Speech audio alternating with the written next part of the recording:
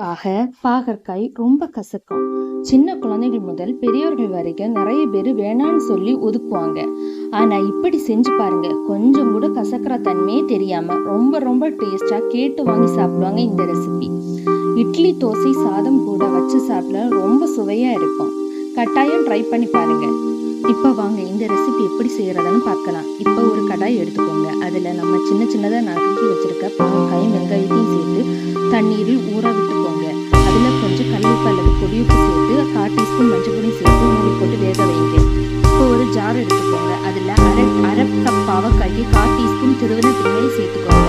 1 teaspoon மிளகாய் தூள், புளி கரைசல், 10 வேர்க்கடலை, ஜீரகம் இதெல்லாம் சேர்த்து தண்ணீரில் விட்டு நல்லா அரைச்சிக்கோங்க.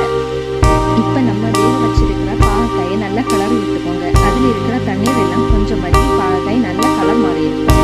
இந்த டைமில் நம்ம அரைச்சி வச்சிருக்க தேங்காய் பேஸ்ட்டை இது நல்லா கலந்து விட்டுக்கோங்க. தேவைப்பட்டால் டேஸ்ட்டுக்கு உப்பு சேர்த்துக்கோங்க. ஒரு கொதி வர்ற வரைக்கும் வெயிட் பண்ணிக்கோங்க. கொதி வந்த பிறகு இதை நல்லா கிளறி விட்டுக்கோங்க. கொஞ்சம் அதில் இருக்கிற தண்ணீர் வற்றுற வரைக்கும் வெயிட் பண்ணிக்கோங்க. இப்போ தண்ணீர் நல்லா வற்றியாச்சு.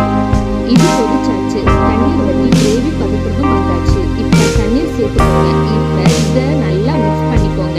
மிக்ஸ் பண்ணிட்டு லோ ஃப்ளேமில் வச்சு 15 நிமிஷம் மூடி போட்டு குக் பண்ணிக்கோங்க. 15 நிமிஷம் ஆச்சு. இப்போ நம்ம பாகற்காய் கிரேவி ரெடி ஆச்சு. இப்போ இதை சாதம், தோசை, இட்லி, சப்பாத்தி போட்டு சர்வ் பண்ணலாம். கொஞ்சம் கூட